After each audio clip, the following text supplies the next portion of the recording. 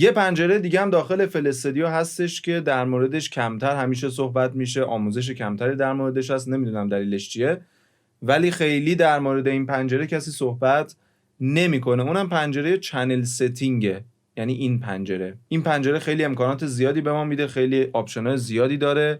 اگر بخوایم در موردش صحبت بکنیم شاید بشه 24 ساعت فقط در مورد همین یه پنجره آموزش داد.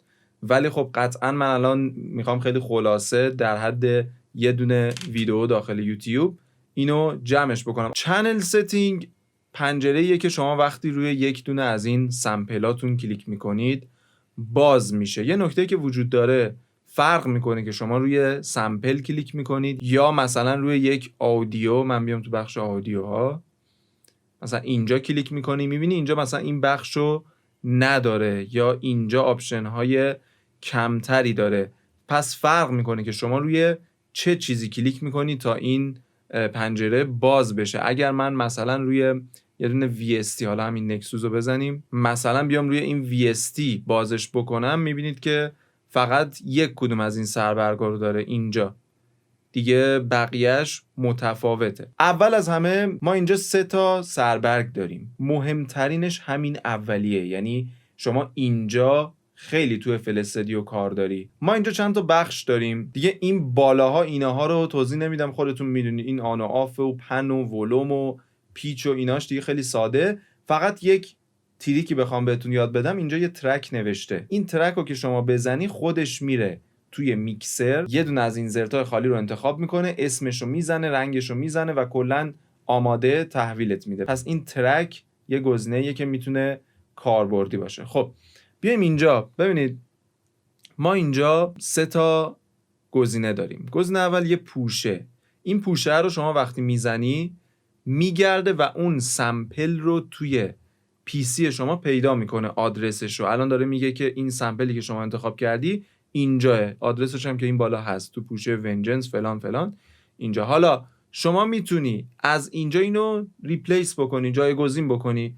مثلا من الان میتونم این یکی دیگر رو یا اینو از همینجا پلی هم میکنه. چی بال، میتونم جایگزین اون قبلیه بکنم، بزنم اوپن، جایگزینش بشه. حالا من نمیخوام جایگزین بشه، کنسل میکنم. یه گزینه دیگه هم این بغلش هست. این میاد چیکار میکنه؟ میاد سمپل شما رو توی براوزر پیدا میکنه. من الان اینو که بزنم میگه آها اینه، این سمپلته. اینو هم بزنی کلا اونو برات پاک میکنه، یعنی اینطوری سمپلر میشه، خالی میشه. حالا من اینو میتونم دوباره بکشم و بیارم اینجا. این از بخش اول. گزینه بعدی که اینجا خیلی مهمه، این دیکلیکینگ موده.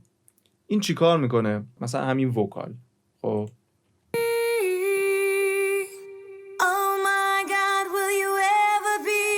فرض کنید که من اینو میام شیفت سمت راست رو نگه میدارم، با کلیک چپ میکشم و اینو میخوام اینجاشو ببرم. حالا این حالتش رو بردارم، میخوام اینو ببرم، اینطوریشه.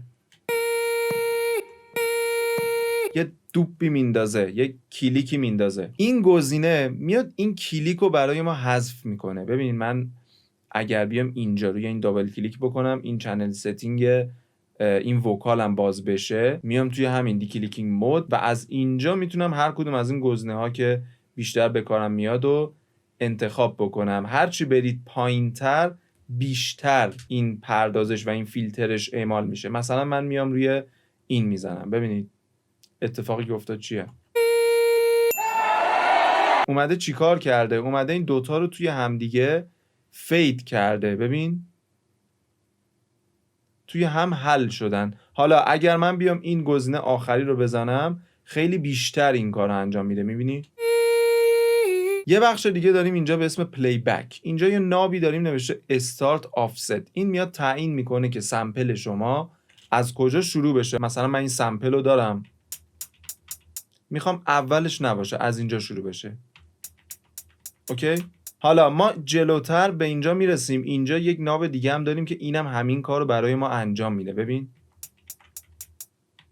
اینم میاد اولش رو حذف میکنه. فرق این دوتا چیه؟ این دیکلیکینگ مود روی این جواب میده. ببین مثلا من بخوام نرمتر شروع بشه، حالا خیلی نرم شد، میبینی؟ ولی روی این جواب نمیده.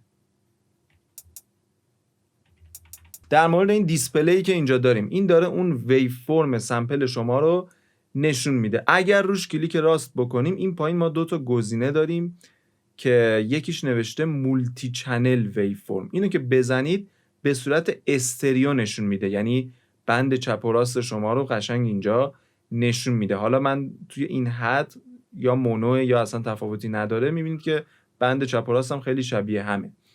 یا میتونم بیام بذارم روی حالت طیفی، ببین اینطوری نشون بده. بیایم اینجا، این مهمترین یا حداقل یکی از مهمترین بخشای این پنجره.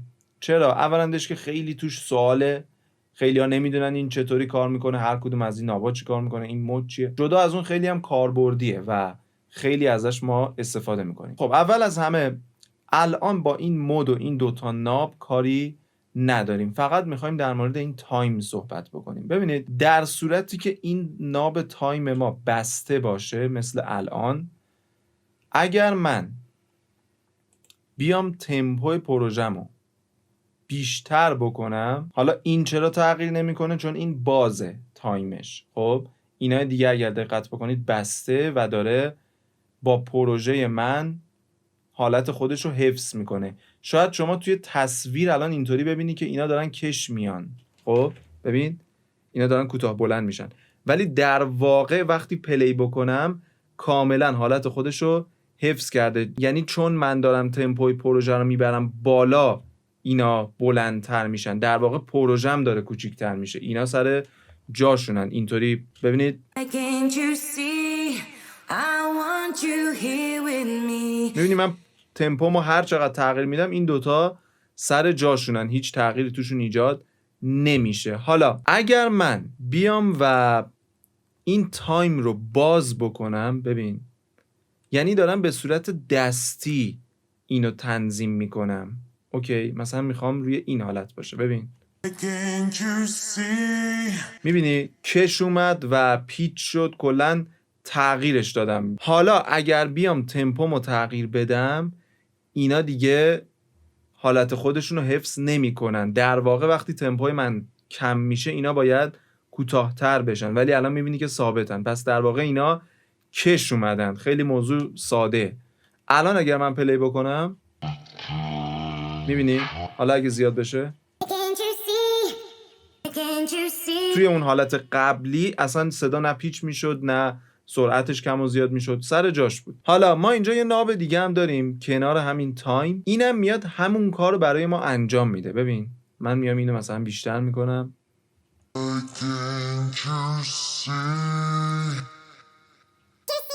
اوکی. حالا ممکنه شما بگی که خب این 2 تا چه فرقی دارن؟ این که داره همون کار رو انجام میده. فرقشون چیه؟ این یکی وقتی من این ناب رو باز میکنم، ببین مثلا میذارم رو همین 200%، خب الان این پیچ شده، یه حالتی رو به خودش گرفته. اگر تمپو رو تغییر بدم، این همون حالتی که من گذاشتم و نگه میداره. ببین همون پیچ، همون سرعت. ببین تمپوم چه زیاد بشه چه کم بشه این توی همون حالت میمونه. ولی اگر این یکی یعنی تایم رو من باز بکنم، میبینید که با تمپو تغییر میکنه. ببین اوکی. ناب بعدی که اینجا داریم پیچه. پیچ دیگه خیلی مشخصه که چی کار میکنه، وکال شما رو پیچ میکنه، یعنی اون آدیویی که دارید رو پیچ میکنه. میتونید تعیین بکنید که چند سنت اون بالا به سنت مینویسه. هر جا تو FL استودیو دیدید داره به سنت مینویسه، بدونید که دارید روی تئوری اون صدا کار میکنید، یعنی دارید نیم پرده یه پرده اونو میبرید بالاتر یا میارید پایینتر. الان من اینو 600 سنت بردم بالا، در واقع 3 پرده اینو بردم بالا، هر نیم پرده میشد 100 سنت دیگه، درسته؟ خب ببینیم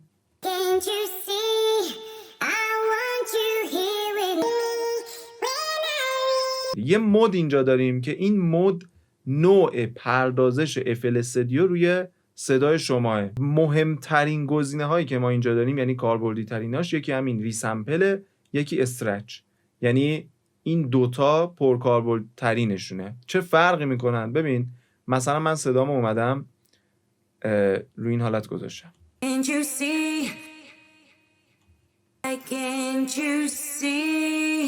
الان روی اوتوه، درسته؟ اگر بذارم روی ریسمپل میبینید داره پیچ میشه، یعنی سرعتش که کم و زیاد میشه خود اون سمپل هم پیچ میشه. ولی وقتی بیام روی استرچ پیچ نمیشه، گام صدام کاملا اوکیه، فقط سرعتش داره کم و زیاد میشه. این نوع پردازشیه که روی صداتون انجام میشه. خب از اینجا که بگذریم، اینجا رو بیشتر توضیح دادم، بیشتر طول کشید چون واقعا مهمتر بود. میایم اینجا ما چند تا گزینه داریم که بسیار بسیار کاربردی هن. یکی نورمالایز چی کار میکنه؟ میاد صدای شما رو به حد اکثری که دیستورت نشه، یعنی به 0 دسیبل میرسونه. یعنی چی؟ ببینید ما یه چیز داریم به اسم پیک دیگه، احتمالاً همتون بدونید، ولی مثلا توی این وکال این قله ها، اینایی که مثل سوزن از توی صدا زده بیرون، اینها پیکن، ما به اینها میگیم پیک. میاد پیک شما رو به حد اکثر میرسونه.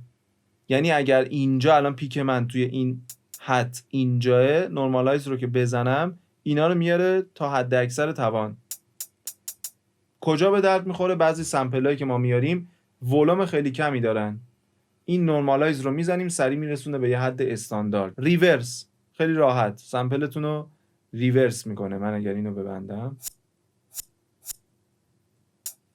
این کجا کاربرد داره؟ خیلی جاها. شما با این میتونید یک کرش رو بیاری ریورس کرش بسازی، یا مثلا یک دان لیفتر رو بیاری آپ لیفترش بکنی، یا اصلا میتونی ریورس وکال بسازی. خیلی خیلی کارا میشه کرد. همین یه گزینه ساده میتونه خیلی ایده ها به شما بده. این دوتا هم که میدونید، این یکی میاد از اولش کوتاه میکنه، این یکی میاد از آخرش کوتاه میکنه، چیز خاصی نداره. یه این اوت داریم. این دوتا ناب از کاربردی ترین ناب هاییه که ما توی این پنجره داریم.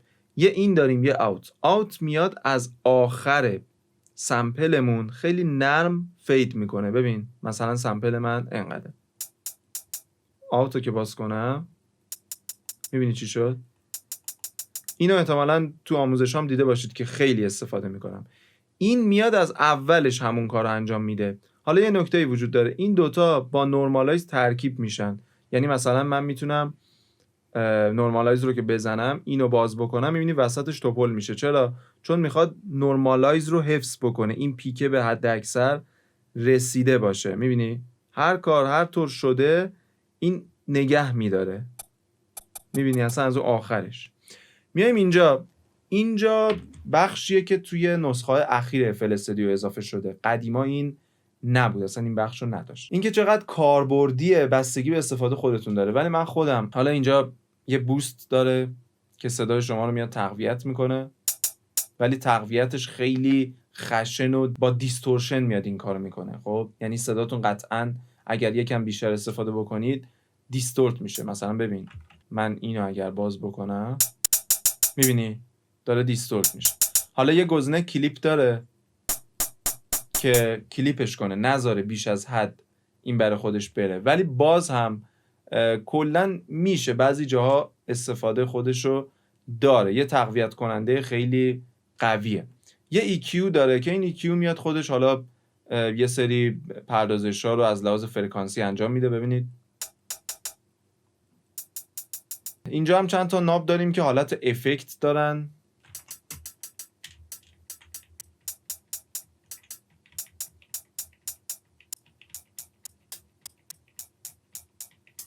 یه کاتاف اینجا داریم که حالا این یکیش واقعا کاربردیه. ببین کلا حالا کاتاف و من وقتایی که میخوام کاتاف بدم یه اکولایزر باز میکنم، یعنی به صورت دستی میرم از داخل میکسر کاتاف میدم. ولی حالا اینم میتونه بعض وقتا که سمپل شما خیلی صدای تیزی داره، خیلی فرکانس های های زیادی داره، میتونه کمک بکنه. من اینو تا حالا استفاده کردم. و این ناب بغلیش که اینم باز یه افکت دیگه است، فکر کنم همونه، روی محور عمودیه. یه ریورب داریم و یه استریو دیلی. ریورب که میاد ریورب میده. ببین دو تا حالت A و B هم داره. استریو دیلی چیه؟ من میام روی همین حالت مولتی چنل، ببین بین بند چپ و راست دیلی میندازه. همون کاری که استریو شیپر و استریو انهانسر، حالا اگر نمیدونید چیه، دوتا از پلاگین‌های اف ال استودیو هستن که این کارو انجام میدن. این میاد همون کارو اینجا رو خود سمپل انجام میده. دو تا گزینه اینجا بود که من یادم رفت بگم. یکی این که میاد باند چپ و راست شما رو جابجا میکنه. ببین من مثلا اینو که باز بکنم، الان این باند چپه، این باند راسته. اوکی، حالا من اینو که بزنم میاد باند چپ و راست ما رو جابجا میکنه. اینم کاربردیه. یه گزینه داریم به اسم فید استریو. این چی کار میکنه؟ ببین اگه یه سمپل دیگه من بیارم، مثلا این بهتر. ببین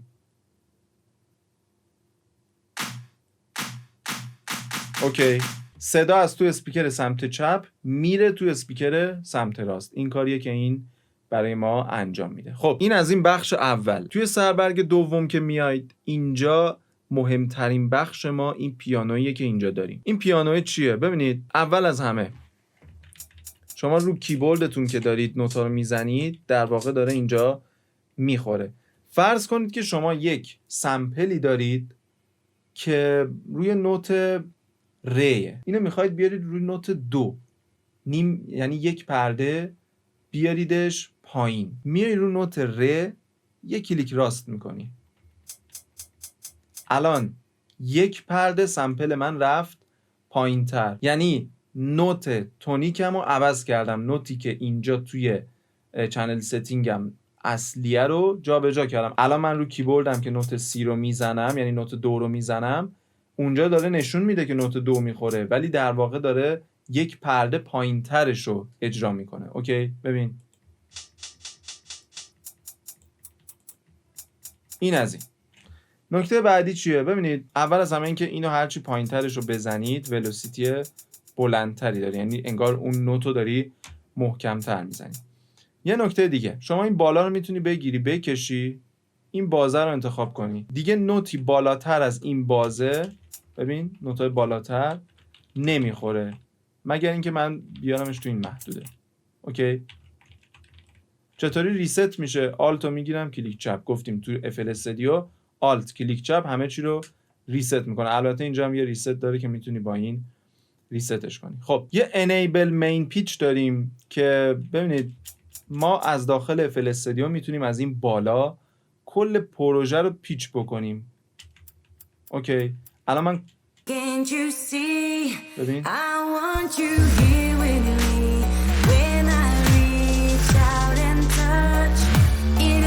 ولی همینطور که میبینید فقط بعضی از سمپل ها و صداهای من داره پیچ میشه. همه سمپل ها و صداهام پیچ نمیشن. چرا؟ ببینید رو وکال من این انیبل مین پیچ خاموشه، ولی روی این هت من روشنه، واسه همین پیچ میشه. حالا اگر بزنم، این بزنم دیگه پیچ نمیشه. این کارش اینه. بیایم اینجا ما یه بخش انولوپ داریم. این بالا پنینگ داریم، ولوم داریم، مود ایکس، مود وای، پیچ. حالا بیشترش همین ولوم استفاده میشه. انولوپ چیه؟ شما میتونی شکل اون سمپلتو نقاشی کنی. مثلا من اینجا یه کیک دارم. کیکم کجاست؟ من میخوام کیکم آخرش یکم کوتاه‌تر بشه، اولش یکم اتک بیشتری داشته باشه. کلا یک سری تغییرات رو شکل کیکم بدم، رو شکل ویو فرمش بدم. خب اینجا میام این انولوپ رو روشن میکنم، میبینی اتک نداره. میام این اتکش رو میبندم که کلا اتک داشته باشه. این ریلیز رو میبینی، اینو میام کلا میبندم.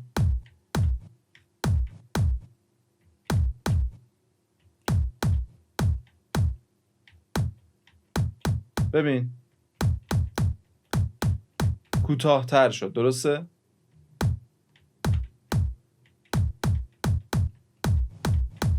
یا میتونم بیام دیلی بدم، اتک اولش رو نمیخوام. ببین اوکی، پس این از انولوپ. خیلی خیلی این بخش انولوپ رو من دوست دارم، مخصوصا توی کیک. معمولا میام کیکامو توی همین انولوپش کمی دستکاری میکنم. حالا این قضیه رو ما برای مود ایکس و مود وای، و این مود ایکس و مود وای دو تا افکته مثل کات آف. مثلا کات آف میشه مود ایکس. ببین اوکی، اینا کات آفه.